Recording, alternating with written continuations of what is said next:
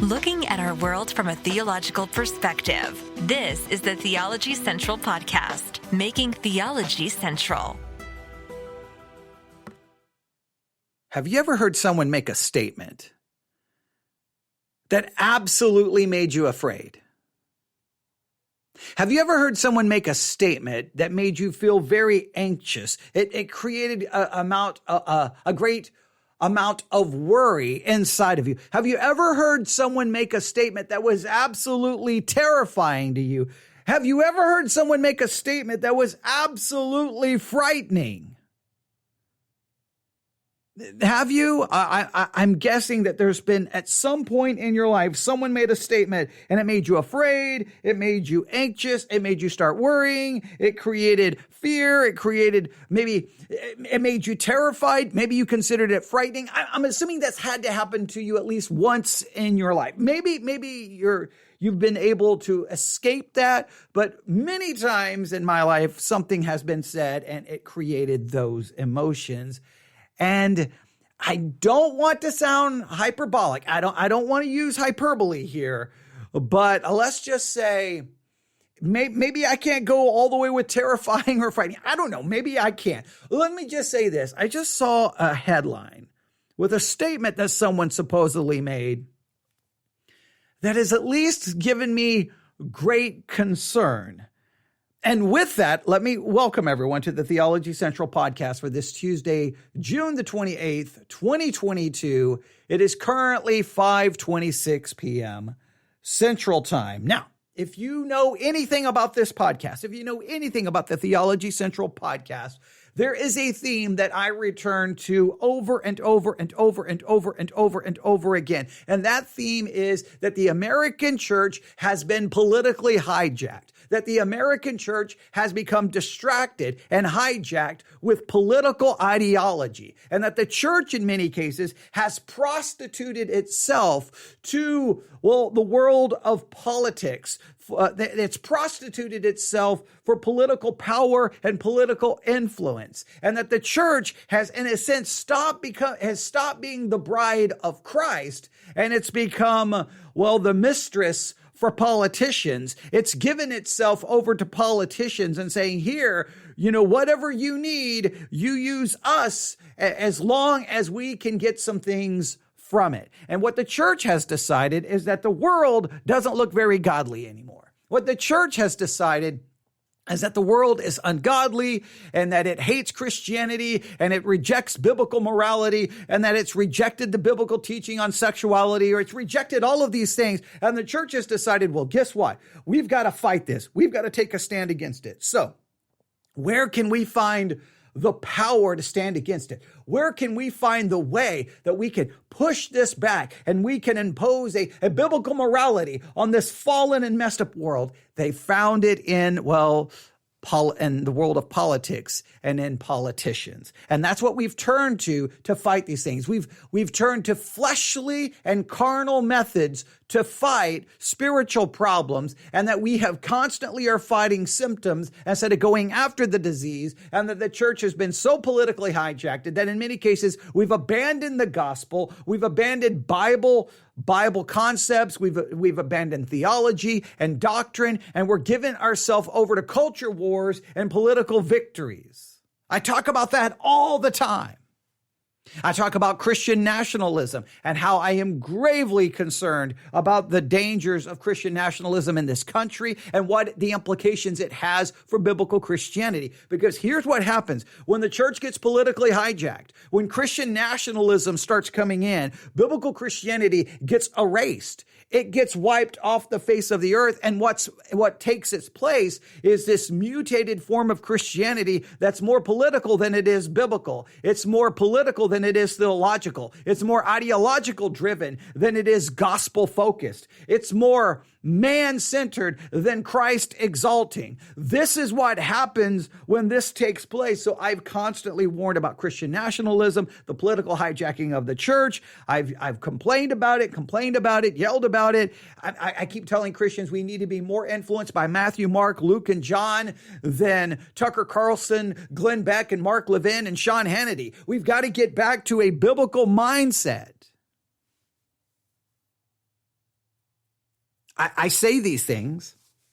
Sometimes it feels like I'm just screaming into the wind. It feels like that, there's a hurricane coming. Like there's a gigantic hurricane, the greatest, the biggest hurricane that we've seen in maybe decades. And there it is. It's right there at the shore. And I'm standing on the beach and I'm just screaming into the hurricane. And you know what your screams are to a hurricane? It's absolutely vanity. It's vain. It's meaningless. It's useless. It's worthless. And that's what sometimes I feel like, that I'm here talking into a microphone into a hurricane, a world that is the church that's so politically minded that they don't even hear anything. They don't even hear a sound of what I am saying because, well, they can't hear or see because they've been so hijacked by this political mindset.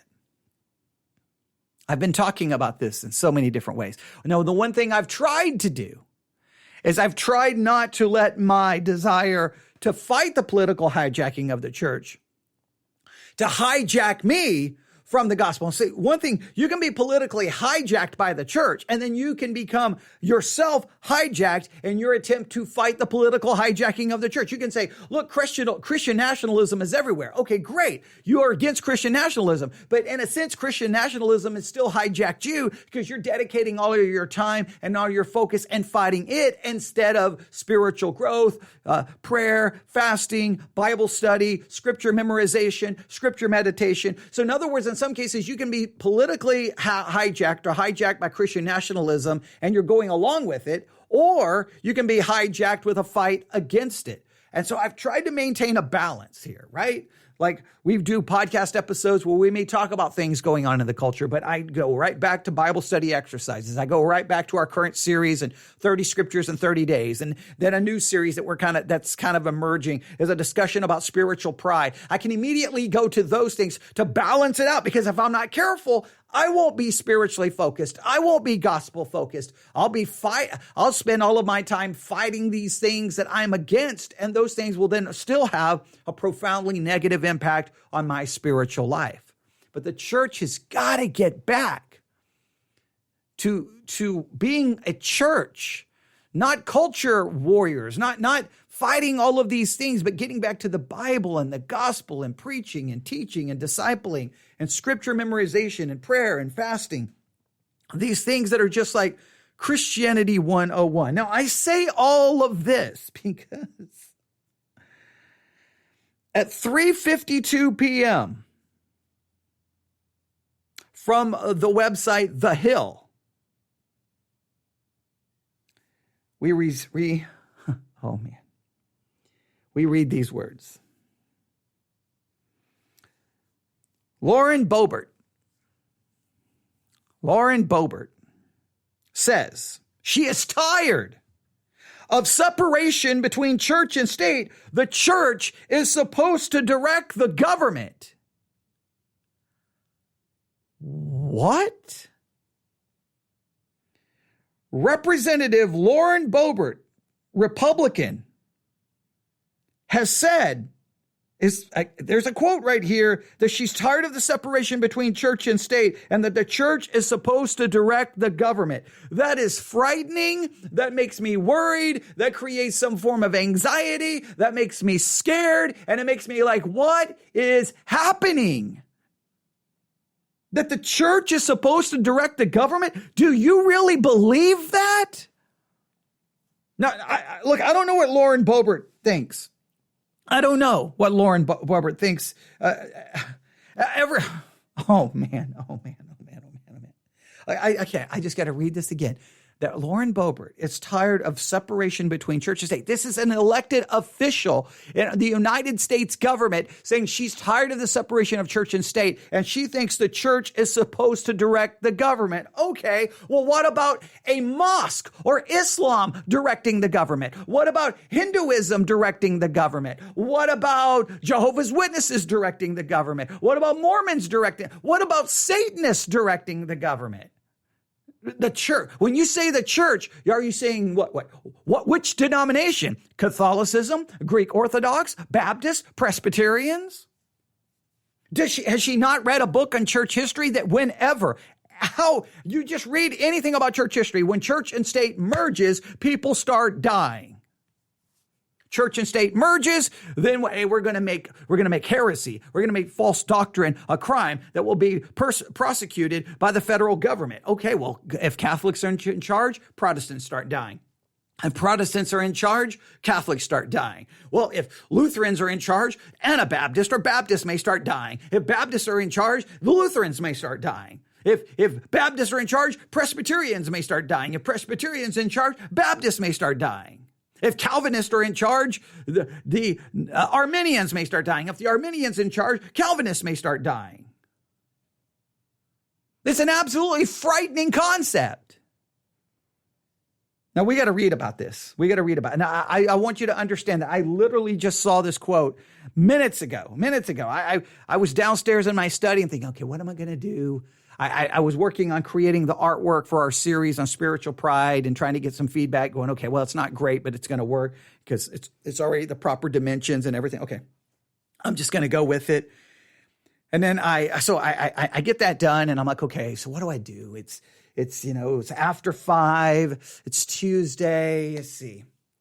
Well, I see, I want to watch that. I want to listen to this. I'm just trying to think about what I'm going to do, because I'm very picky about my time. And so I have to start scheduling everything out. And then all of a sudden I look down and I see this. Lauren Boebert says that she is tired of separation between church and state. The church is supposed to direct the government. And I just literally I almost just wanted to throw my iPad, smash it in a million pieces, and like, okay, someone buy me a ticket. Let me get out of the United States of America while the getting out is still good. I mean, I know that's a little bit of hyperbole. I know that's a little hyperbolic, but I'm just like, I don't know what's happening. This is crazy. This is crazy. All right, let's read a little bit about this and see. Maybe I'm overreacting. So let's take a deep breath. Now, I don't think I'm overreacting about Christian nationalism and the political hijacking of the church. Look, I know I will get emails and, no, what you need to be worried about is critical race theory. You need to be worried about wokeism. No, I think I need to be worried about the political hijacking of the American church and Christian nationalism. That's what I'm more fearful of. But okay, that's a whole different discussion, right? Now, okay, I got to take a deep breath. Got to remain calm here. Here we go. Representative Lauren Boebert, Republican.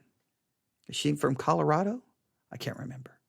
Says she is tired of the long-standing separation between church and state in the U.S., adding that she believes the church is supposed to direct the government.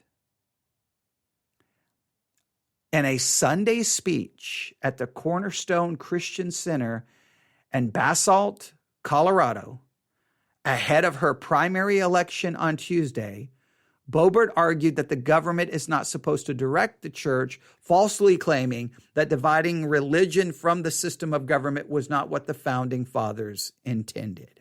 Okay. First, I pray that she is not reelected. And I would prefer her to be elected out of any political office so she cannot take her insane ideas and do any more damage. I'm not worried about the country.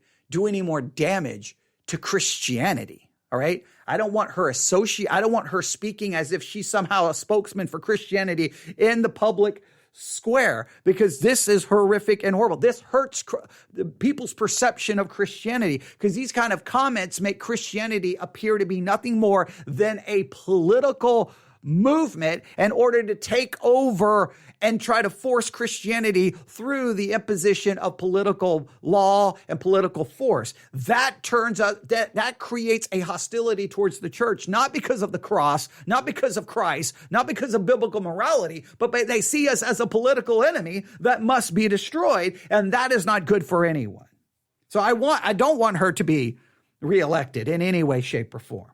I don't. But there's a couple of things here. She was speaking at the Cornerstone Christian Center. Why is she speaking at a Christian center? Why? Why would a Christian center have a politician up there saying utterly ridiculous things? I don't know. Maybe we can find the speech. I'm assuming it should be easy to find. then maybe we'll have to do a review of it. I don't know if I can stand that. I don't know if I'll be able to handle that, but maybe, okay? I don't know, but here, let's read this again. So in a Sunday speech at the Cornerstone Christian Center in Basalt, Colorado, it's Basalt, so if I'm saying it incorrectly, I apologize. Ahead of her primary election on Tuesday, Boebert argued that the government is not supposed to direct the church, falsely claiming that dividing religion from the system of government was not what the founding fathers intended. And I quote, "I'm tired of this separation of church and state junk. That's not in the Constitution. It was in a stinking letter, and it means nothing like they say it does," Boebert said, earning a round of applause from the audience. Now, if I'm in a Christian center and I hear someone standing up teaching this, I would leave. I would leave. I would not make a scene. I would leave. I would get in the car and I would drive like I'm trying to get out of Sodom and Gomorrah. I know you're comparing it to Sodom and Gomorrah. Well, if Sodom and Gomorrah was filled with unrighteousness and sin, this is filled with an absolutely just as evil and wicked ideology and concept that is nothing but destructive to biblical Christianity. I want you to hear what I'm saying. It is destructive to biblical Christianity because it turns Christianity into nothing more than a political ideology. It stops becoming a theological concept. It becomes a political concept, and therefore the gospel gets destroyed. And what's replaced? The gospel gets replaced with basically nothing more than theistic moralism. That's what it becomes.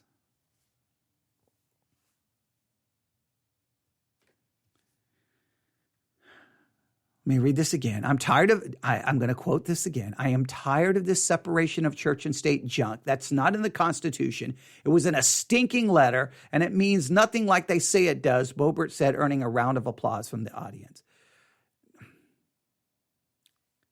Telling you, ladies and gentlemen, this is not good. All right. Boebert faces a GOP primary challenge from State Senator Don Coram and Colorado's 3rd District. So, yeah, she's from Colorado, but has far outraised her opponent in the campaign and expected to triumph on Tuesday, according to the election watcher 538. Okay, well, that would be good. I hope so. I mean, look, I'm sorry. There's too many. She has said so many outrageous things that we could do a podcast a day on it. I don't want her. No.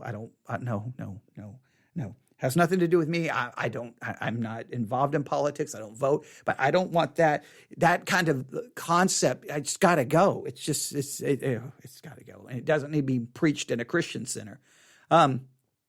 The concept of separation between church and state is derived from the Establishment Clause in the Bill of Rights, which says Congress shall make no law respecting an establishment of religion. Roger Williams, who founded Rhode Island, was the first to decipher the clause as a wall or hedge of separation between the wilderness of the world and the garden of the church. In 1802, then President Thomas Jefferson penned a letter to the Danbury Baptist Association in Connecticut, in which he wrote, "The American public has built a wall of separation between church and state. States have long adhered to the principle since Jefferson's letter. The Supreme Court applied the clause to states with the 14th Amendment and has used the doctrine to uphold such a wall.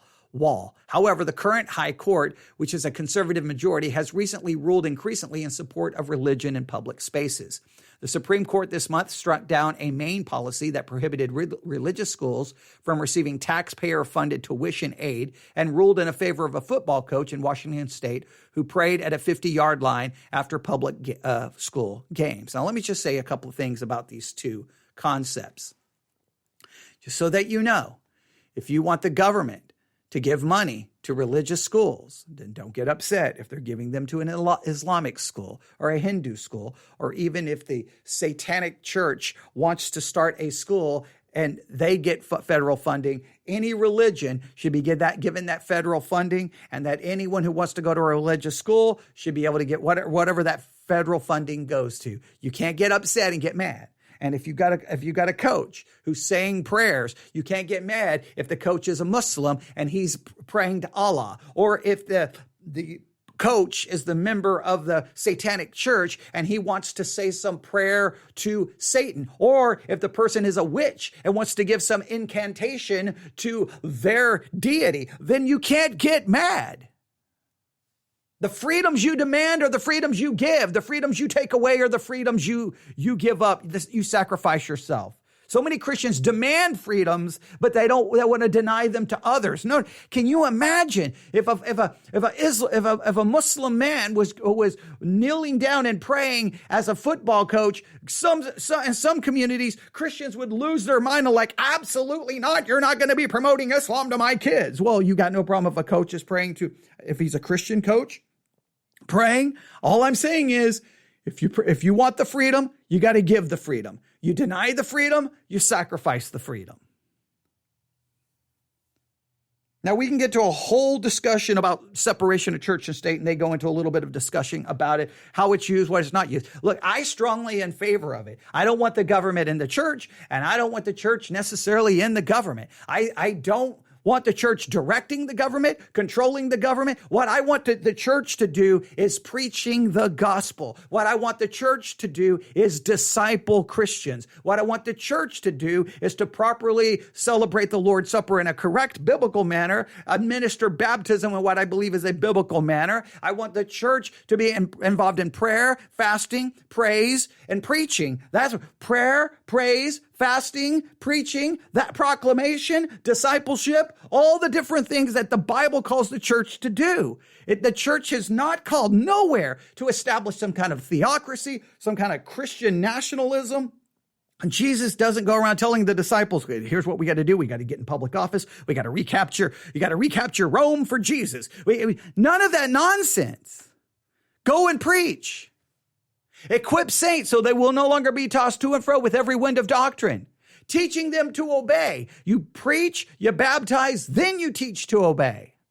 It's not about getting laws passed. It's not about creating a Christian morality and placing it upon the unregenerate.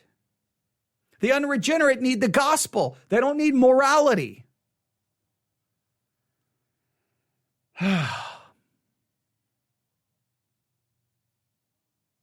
What's frightening is not that Lauren Boebert said it, because she has said, I'm sorry, she's just said some crazy things, okay? I don't know how else to say it. She said some insane things. We've talked about her before. Now, to be fair, I don't know what her faith is. I don't know if she's a believer. Please pray that she could get discipled and become more gospel-centered and not conspiratorial-centered and not be trying to fix this world through political means. And she would focus on the Bible and the things of God, okay? I just pray for her spiritually. And while we're praying for her spiritually, though, I'm still going to stand opposed to these nonsensical ideas that she puts forth. But what would frighten me is that's her. Let's set her aside for a moment. You heard that in the article, the people applauding it. How many people in your church would applaud the concept? Here's what I challenge you to do. On social media, if you have a social media account, I don't know how many followers you have, ask them, do you believe the church should be directing the government?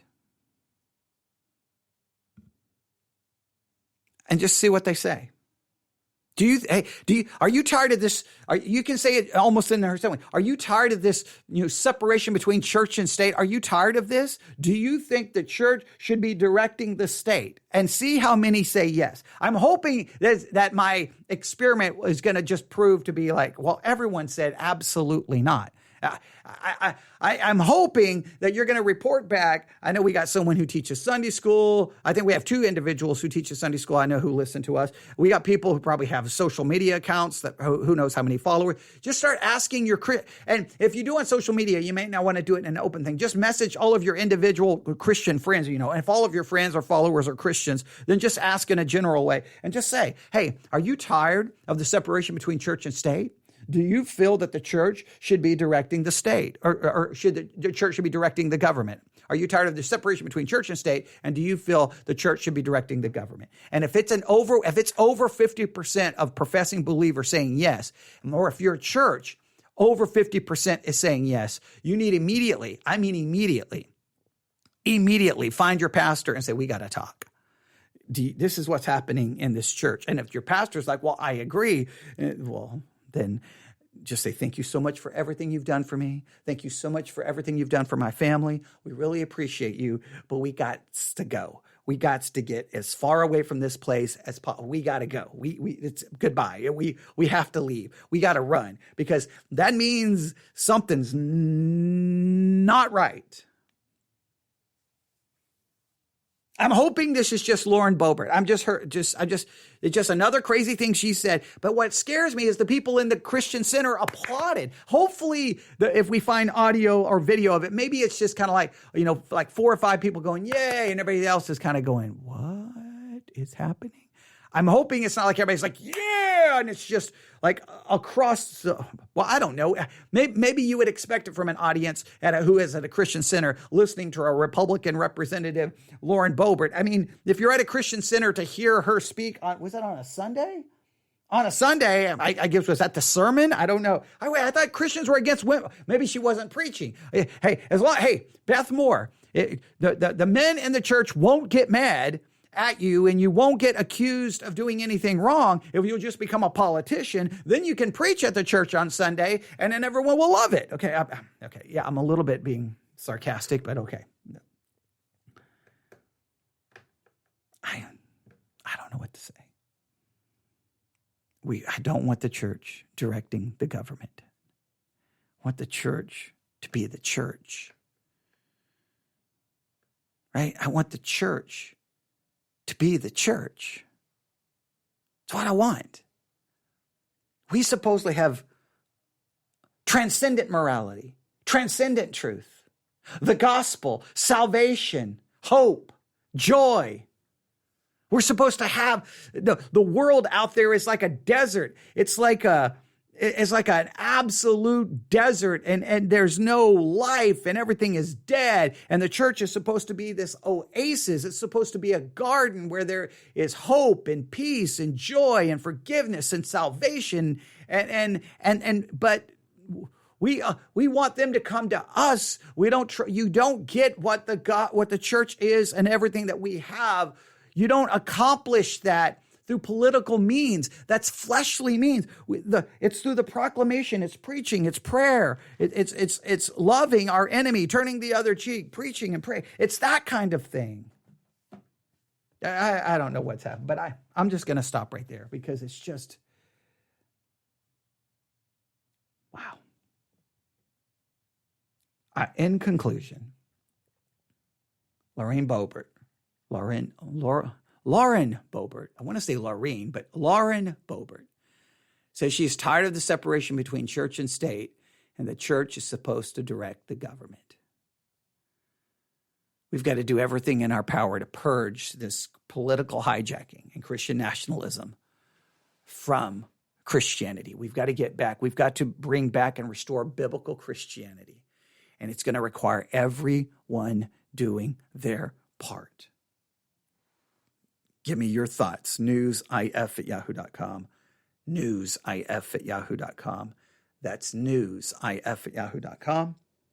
We may talk about this at a later time. Thank you for listening. God bless.